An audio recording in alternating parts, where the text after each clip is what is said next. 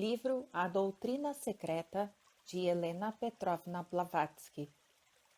Continuação da narrativa da terceira instância. Item número 8. Onde estava o germe?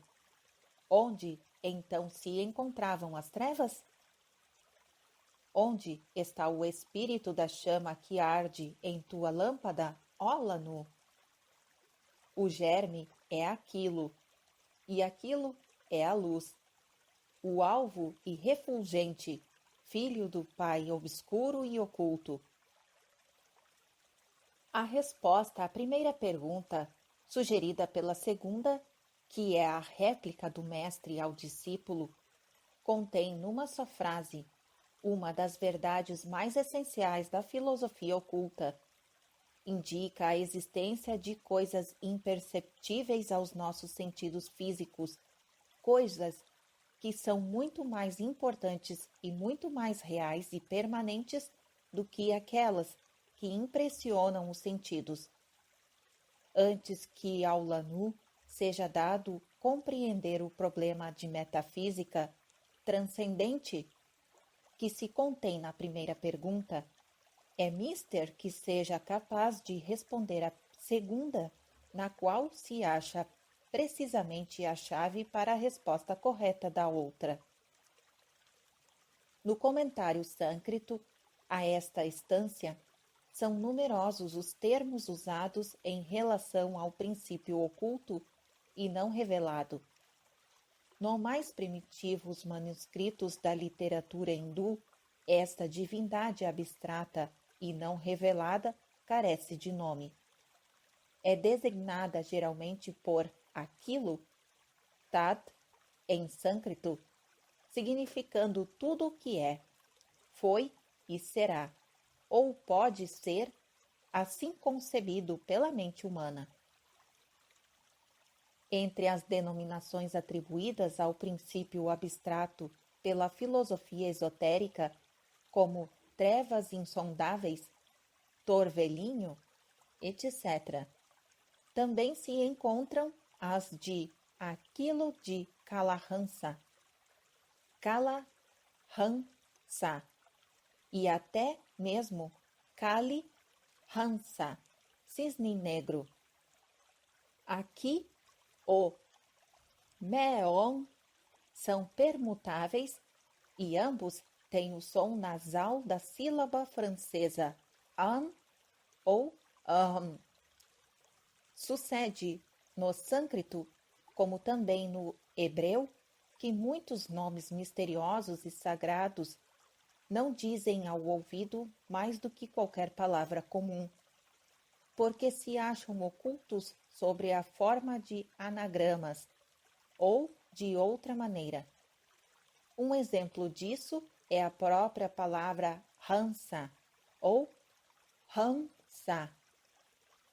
Hamsa equivale a Ahamsa, 3 palavras que significam eu sou ele, mas repartindo-se de outro modo pode ler-se só Ham.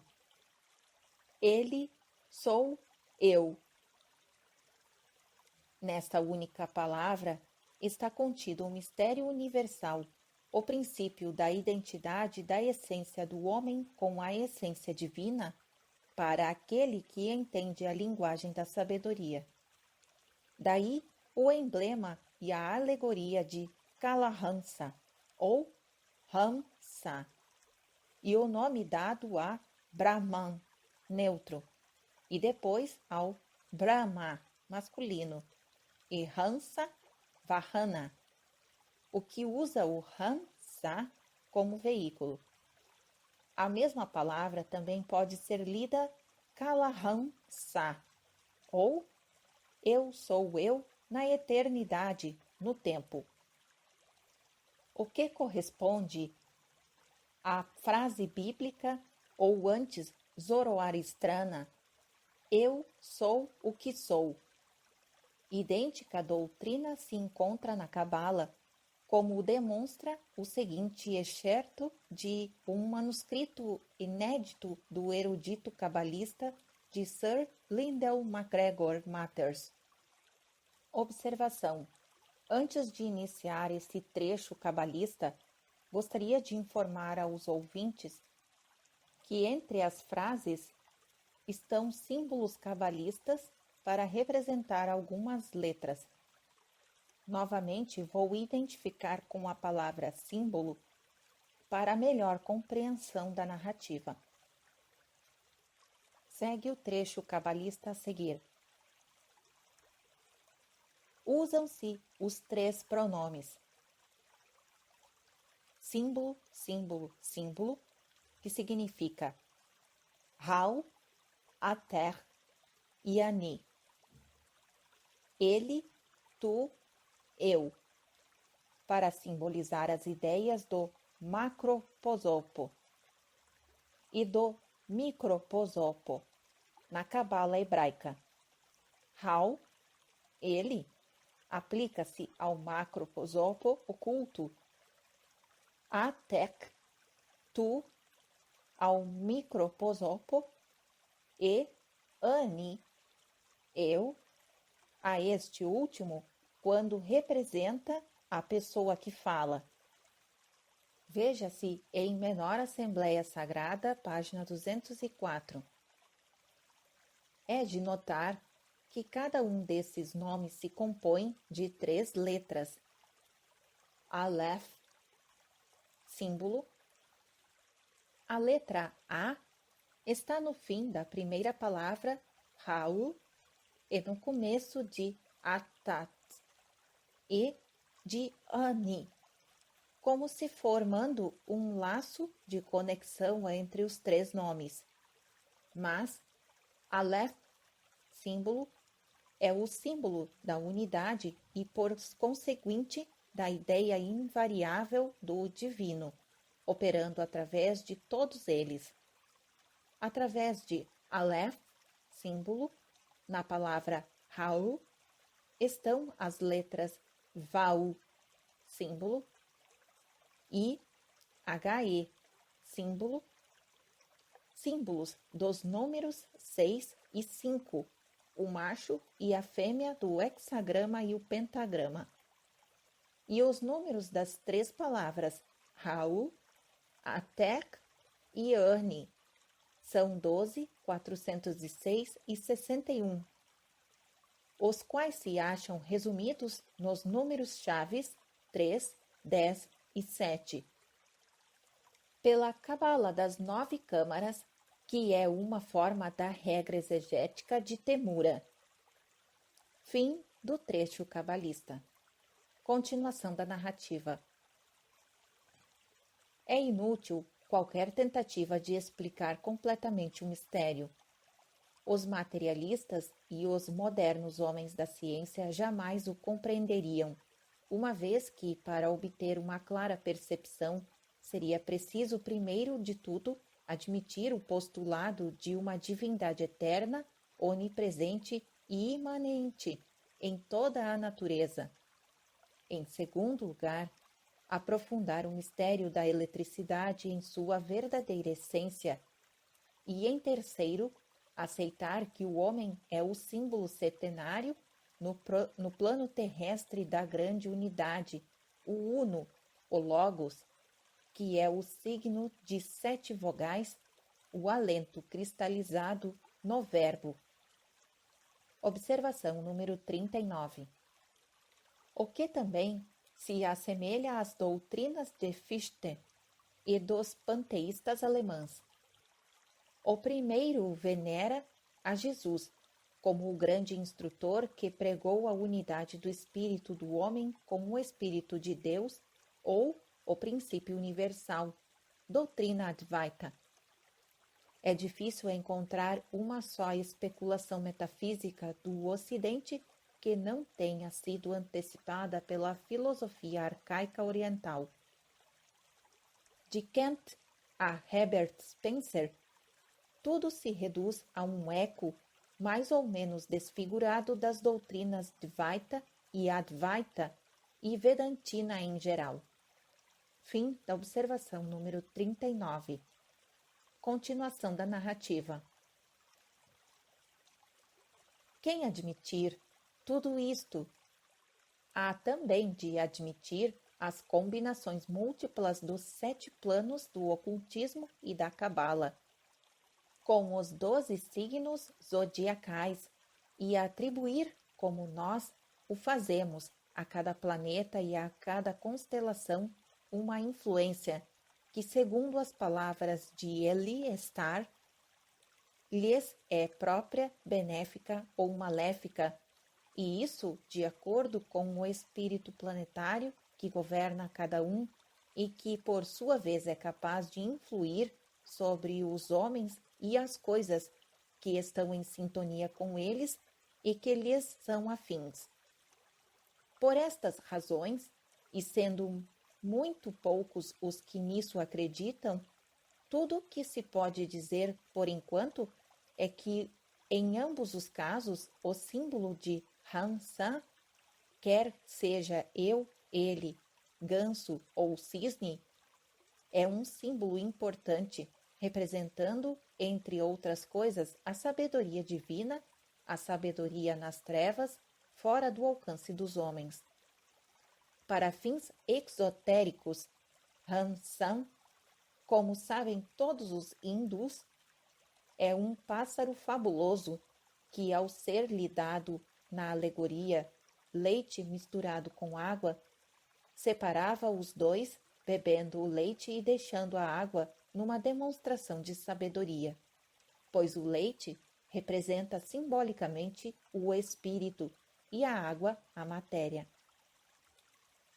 A antiguidade remotíssima desta alegoria se evidencia pela referência constante do Bhagavad Purana a certa casta chamada Hamsan ou Hansan, que era a casta única por excelência, quando em termos muito longínquos, envolto nas brumas de um passado esquecido, não existia entre os hindus mais do que um Veda, uma divindade e uma casta.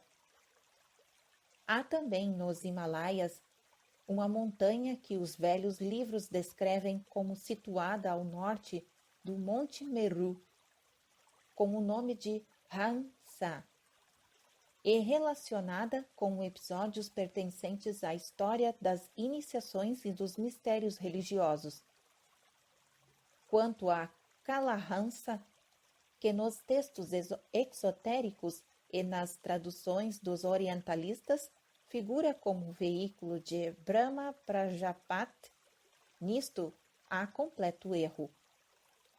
Brahman, o neutro, é ali chamado Kalahansa, e Brahma, mais masculino, Hansa Avarana, porque certamente o seu veículo é um cisne ou um ganso.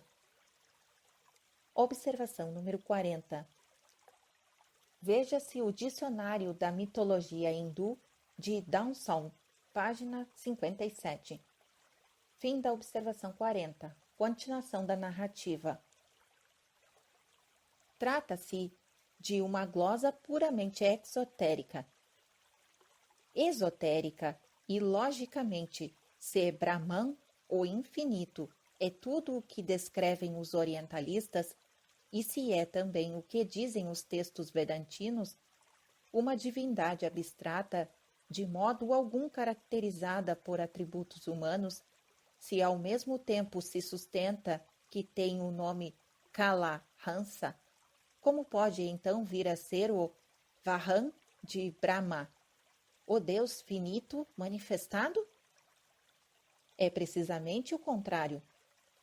O cisne, ou ganso, Hansa, é o símbolo da divindade masculina, ou temporária.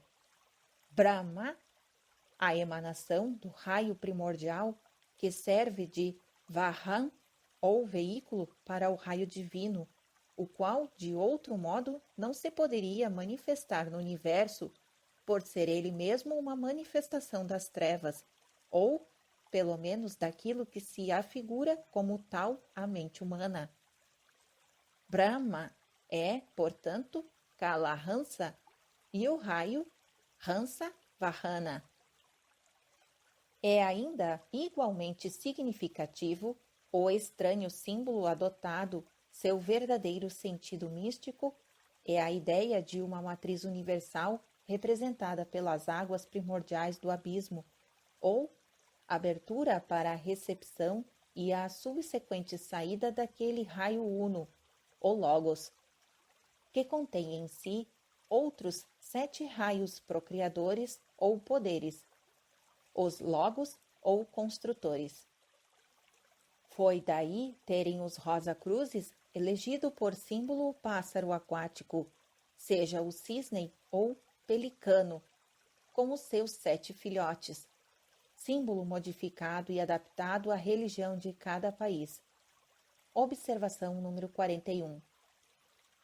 Que a espécie de ave seja cisne ou pelicano, não importa, pois é sempre uma ave aquática que flutua ou nada sobre as águas, como o espírito saindo depois para dar nascimento a outros seres. A verdadeira significação do símbolo de grau 18 dos Rosa-Cruzes é exatamente essa, embora depois o tivessem poeticamente convertido no sentimento maternal do pelicano que dilacera o próprio peito para alimentar com o seu sangue os 7 filhotes pequeninos. Fim da observação número 41.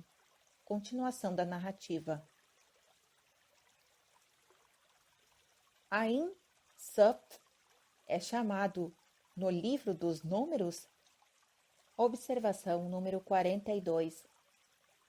A razão pela qual Moisés proíbe comer o pelicano e o cisne, registrado em Deuteronômio 14, versículos 16 a 17, classificando-os entre as aves impuras e, ao mesmo tempo, permite comer gafanhotos, escaravelhos, cigarras e os de sua espécie. Registrado em Levítico 11, versículo 22. É puramente fisiológica e não tem relação com a simbologia mística, exceto em que a palavra impura, como qualquer outra palavra, não deve ser entendida no sentido literal, porque é esotérica, como tudo o mais, e tanto pode significar sagrado como o contrário. É um véu muito sugestivo para o caso de certas superstições, por exemplo, o do povo russo, que não come o pombo, não pelo fato de ser impuro, mas porque se diz que o Espírito Santo apareceu sob a forma de uma pomba. Fim da observação número 42. Continuação da narrativa. Ain Suf é chamado, no livro dos Números, a alma de fogo do pelicano. Surge em Kadamavantara como Narayana ou Svayambhuva, o existente por si e penetrando no ovo do mundo. Dele sai no final da divina incubação, como Brahma ou Prajapat, o progenitor do universo futuro, no qual se expande. É Purash, o espírito, mas também é Prakrit, a matéria. Por isso, unicamente depois de haver se dividido em 2 metades, Brahman Vak, a fêmea, e Brahman Virash, o macho, é que Prajapat se torna o Brahma masculino. Fim do item número 8. Continuação da narrativa.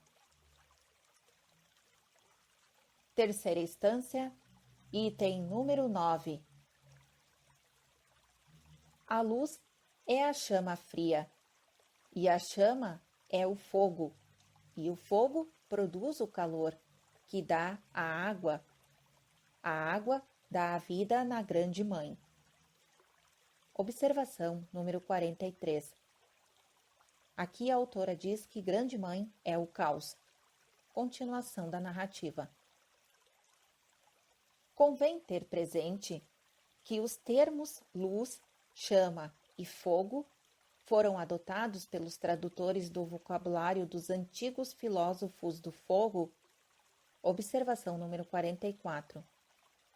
Não os alquimistas da Idade Média, mas os magos e os adoradores do fogo, de quem os Rosacruzes ou os filósofos pelo fogo, sucessores dos teurgistas, houveram todas as suas ideias referentes ao fogo como elemento místico e divino.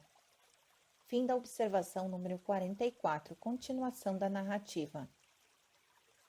Então foram adotados pelos tradutores do vocabulário dos antigos filósofos do fogo, a fim de tornar mais claro e significativo dos termos os simbolismos arcaicos empregados no original.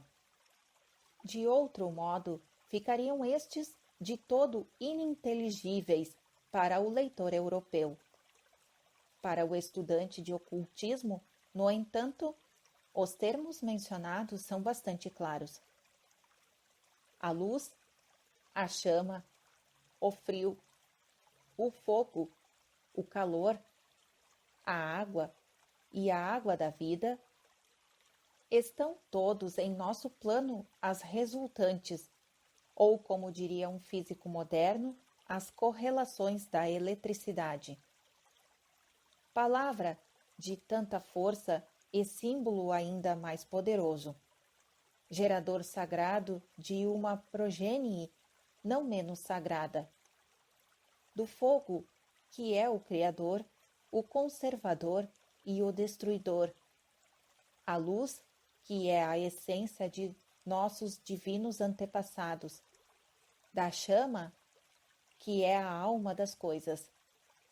A eletricidade, a vida una na escala mais elevada do ser, e o fluido astral, o antanor dos alquimistas na inferior. Deus e o diabo, o bem e o mal. Por que então se diz que a luz é a chama fria? Porque na ordem da evolução cósmica, segundo ensina o ocultismo, a energia que atua sobre a matéria, depois de sua primeira formação em átomos, é gerada em nosso plano pelo calor cósmico, e porque o cosmos, no sentido de matéria não agregada, não existia antes dessa fase. A primeira matéria primordial, eterna e coeva do espaço, e que não tem princípio nem fim, não é quente nem fria, mas possui uma natureza especial e própria. Reza o comentário. O calor e o frio são qualidades relativas e pertencem ao domínio dos mundos manifestados, todos procedentes de Ilé, manifestado, sendo este, em seu aspecto absolutamente latente, designado sob o nome de Virgem Fria. E quando já desperto para a vida, sob o de Mãe, os antigos mitos da cosmogonia ocidental dizem que, no princípio, só existia a névoa fria, o Pai, e o limo prolífico, a Mãe Ilus, ou Ilé, de onde saiu deslizando a serpente do mundo, a matéria. Observação número 45. Registrado no livro Isis Sem Véu, volume 1, página 146. Continuação da narrativa. A matéria primordial, pois, antes de surgir do plano daquele que jamais se manifesta e despertar a ação vibratória sob o impulso do Foá, não é senão uma radiação fria, incolor, sem forma, insípida e desprovida de toda qualidade e aspecto. E assim também é sua primogenitura, os 4 filhos, que são um e se tornam em 7 as entidades cujas qualificações e nomes serviram aos ocultistas orientais para designar antigamente 4 dos 7 centros de força primários, ou átomos, que por último se desenvolvem nos grandes elementos cósmicos, atualmente subdivididos nos 70 e tantos subelementos conhecidos pela ciência moderna. As 4 naturezas primárias dos primeiros Dhyan Kohans são chamadas, na falta de melhores nomes, Akashas, etéreas, aquosa e ígnea. Correspondem na terminologia do ocultismo prático às definições científicas dos gases e podem ser denominadas, para dar uma ideia clara tanto aos ocultistas como ao público em geral, como para-hidrogênica. Observação número 46. Para, no sentido de além, de fora, fora de. Continuação da narrativa. Para-oxigênica, oxidrogênica e ozônica, ou talvez nitrozônica, sendo estas últimas forças ou bases em ocultismo substâncias suprassensíveis, embora atômicas, de maior efeito e mais ativas quando imprimem sua energia no plano da matéria, mais grosseiramente diferenciada. Tais elementos são, por sua vez, eletropositivos e eletronegativos. São eles, e muitos outros provavelmente, os elos que faltam da química. Em alquimia são conhecidos por outros nomes, assim como em ocultismo prático. Combinando e recombinando ou dissociando os elementos de uma certa forma, por meio do fogo astral, é como se produzem os maiores fenômenos. Fim do item número 9. Continuação da narrativa. Estância 3, parte 2, item número 10. O pai-mãe urde uma tela, cujo extremo superior está unido ao espírito. Observação número 47. Espírito é Purusha. Continuação da narrativa. Luz da obscuridade única e o inferior à matéria. Sua sombra. Observação número 48. Sombra. Prakriti. Continuação da narrativa. A tela é o universo, tecido com as duas substâncias combinadas em uma, que é a Svabhavat. No Mandukya Upanishad está escrito, observação 49, volume 1, item 1, página 7, continuação da narrativa. Assim como a aranha estende e recolhe sua teia, assim como as plantas brotam da terra, assim também o universo provém de aquele que não desaparece. Brahma. Porque o germe das trevas desconhecidas é o material de que tudo se desenvolve e evoluciona, como a teia da aranha e a espuma da água, etc.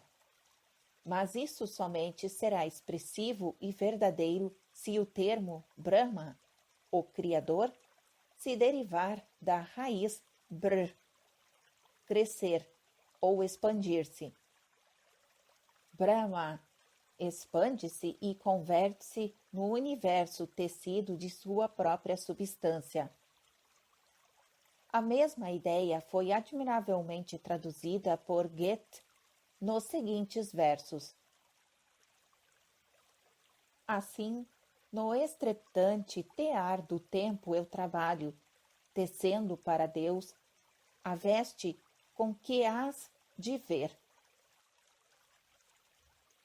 Fim do item número 10. Continuação na narrativa. Estância 3, parte 2, item número 11. A tela se distende quando o alento do fogo a envolve e se contrai quando tocada pelo alento da mãe. Observação número 50. O alento do fogo, a autora está se referindo ao pai. Observação número 51. O alento da mãe se refere à raiz da matéria. Continuação da narrativa. Então os filhos se separam, dispersando-se para voltar ao seio de sua mãe no fim do grande dia. Observação número 52. Os filhos, a autora está se referindo aos elementos com os seus respectivos poderes ou inteligências. Continuação da narrativa. Tornando-se de novo uno com ela. Seus filhos se dilatam e se retraem dentro de si mesmos e em seus corações. Eles abrangem o infinito. A expansão do universo sob a ação do alento do fogo é muito sugestiva, considerada à luz do período da névoa de fogo de que tanto fala a ciência moderna e de que tanto pouco sabe realmente. O calor intenso separa os elementos compostos e resolve os corpos celestes em seu elemento primordial, segundo explica o comentário. Segue agora o comentário. Desde o momento em que um corpo, morto ou vivo, se decompõe em seus elementos primitivos, ao entrar no campo de atração ou de ação de um fogo ou dentro de um calor, energia, e vários centros se acham disseminados aqui e ali no espaço. Fica esse corpo reduzido a vapor, permanecendo no seio da mãe, até que Foá, reunindo algumas partículas da matéria cósmica nebulosas, o impulsione e ponha de novo em movimento, desenvolvendo o calor necessário e deixando-o então prosseguir em sua nova forma de atividade. Continuação da narrativa. A expansão e a contração da tela, ou seja, do material ou dos átomos de que é feito o mundo, exprimem aqui o movimento de pulsação, porque é a contração e a expansão regular do oceano infinito e sem praias daquilo que podemos chamar o número da matéria, emanado de Svabhavat, que constituem a causa da vibração universal dos átomos. Mas isso também sugere algo mais.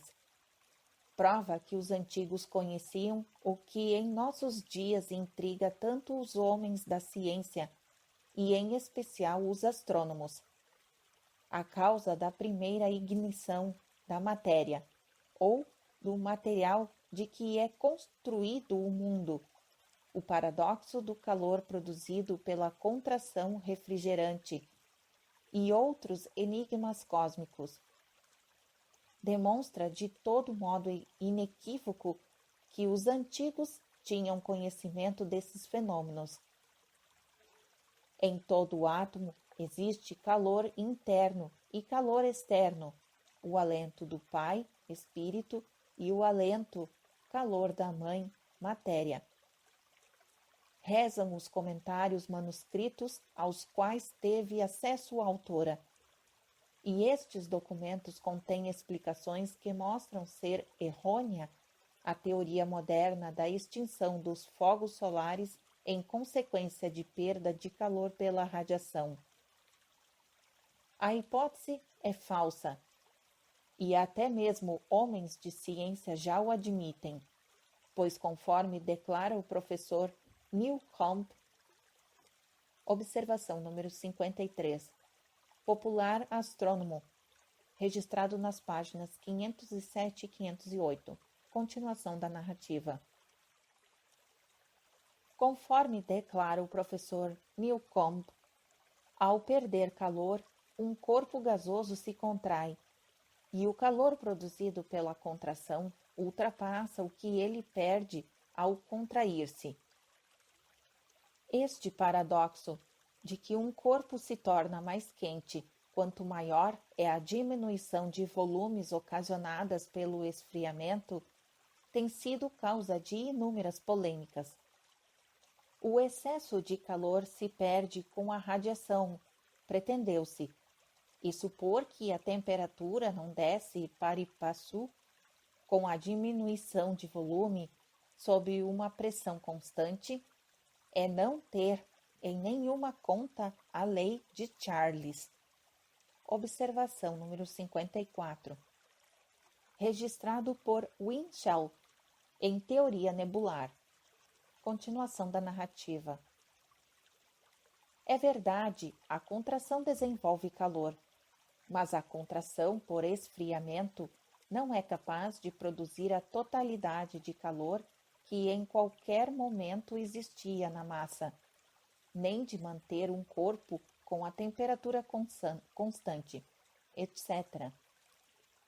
O professor Winchell tenta explicar o paradoxo que a realidade só é aparente, como o demonstrou J. Homer Lane. Observação 55. Registrado no Jornal da Ciência Americana em julho de 1870. Continuação da narrativa. Ao sugerir que existe alguma coisa além do calor, não era, porventura, indagada uma simples repulsão entre as moléculas que varie segundo alguma lei da distância? Observação número 56. Trecho registrado por Winchell no Vida do Mundo, páginas 83 a 85. Continuação da narrativa. Mas só poderia firmar-se um consenso quando essa alguma coisa além do calor for chamada calor sem causa, o alento do fogo, a força onicriadora, dirigida pela inteligência absoluta, e não é provável que a ciência física o admita. Seja como for, a leitura dessa instância mostra que, apesar da fraseologia arcaica, o seu ensinamento é mais científico que o da própria ciência moderna. Fim do item 11. Continuação da narrativa. Estância 3, parte 2, item número 12. Então, Svabhavat envia Foa para endurecer os átomos. Cada qual é uma parte da tela. Observação número 57. Cada qual está se referindo dos átomos. Observação 58. Parte da tela está se referindo ao universo. Continuação da narrativa. Refletindo o Senhor existente por si mesmo. Observação 59. Aqui está se referindo à luz primordial. Continuação da narrativa. Como um espelho, cada um vem a ser, por sua vez, um mundo. Observação número 60. Diz-se assim porque a luz de um fogo em si mesma é inesgotável, podendo-se acender as luzes do universo inteiro com uma simples vela, sem lhe diminuir a chama. Continuação da narrativa. O Foa endurece os átomos, isto é, comunicando-lhes energia, e separa os átomos, ou a matéria primordial.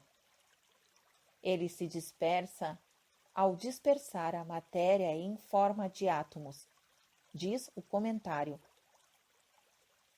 É por meio de Foá que as ideias da mente universal são impressas na matéria. Pode-se ter uma noção ligeira da natureza de Foá pela denominação de eletricidade cósmica, que algumas vezes lhe é dada, mas neste caso as propriedades conhecidas da eletricidade em geral devem acrescentar-se outras, inclusive a inteligência. E é interessante observar que a ciência moderna vem de reconhecer finalmente que toda atividade cerebral é acompanhada de fenômenos elétricos. Fim do item número 12 e fim da terceira instância.